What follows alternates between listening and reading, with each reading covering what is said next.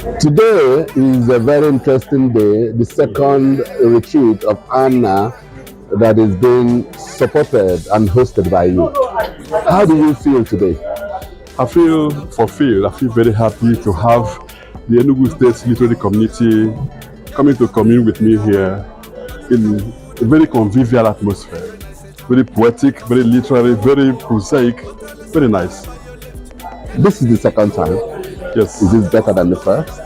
Yes. You talked about your literature teacher. I think he must have had a hand in your literary life. Remind me of him. I was in secondary school, Padopat Harmony Secondary School, Makurdi, Benue State, Benue Plateau State those days. Yes, so my teachers, they were so wonderful. I took particular interest in English literature. In those days, Nigeria was good, so we had expatriates. In fact, my school had about 70% white people. Indians, Pakistanis, one from Ireland, Americans, Britons. They were all there. So I remember Reverend Baby Joseph. He would teach us Shakespeare's Macbeth. Then at weekends, he would show us, he would shoot a movie, or show us a movie of it. So they laid a very good foundation. We took so much interest in literature.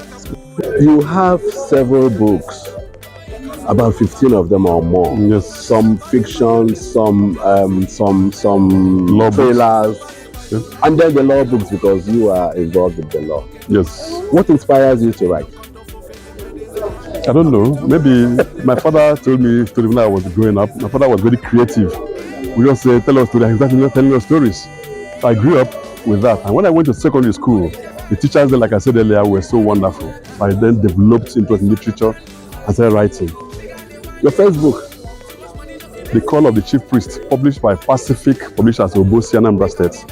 Second one, Wrong Neck in the News. I now started writing thrillers, influenced by James Hadley Chase.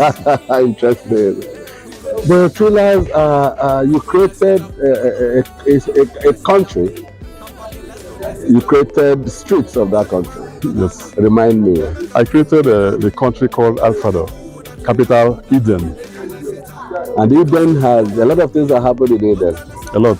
A girl, Benita, was to die. That was the very beginning of it.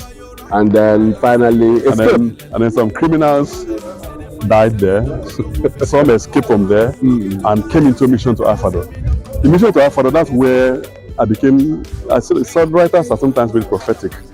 I wrote that book in 2004 and I was able to create what we now have as insurgency in Nigeria. In that book of 2004, when there was no Boko Haram, there was no insurgency, no bandit, nothing. That book was written. Read it now, you will see what I'm talking about. Writers, maybe they are prophets, I don't know. Are you talking like Frederick Forsyth? I don't know. Well, yeah. When until I read? Yeah. Are you talking about George Orwell? Yeah, there's another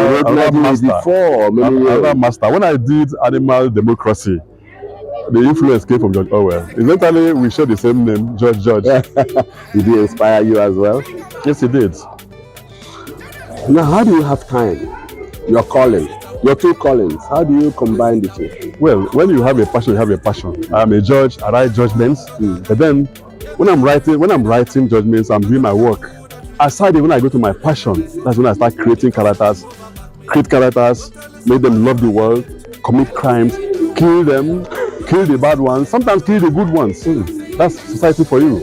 Sometimes kill the good ones. And then life goes on. Thank you very much. Thank you.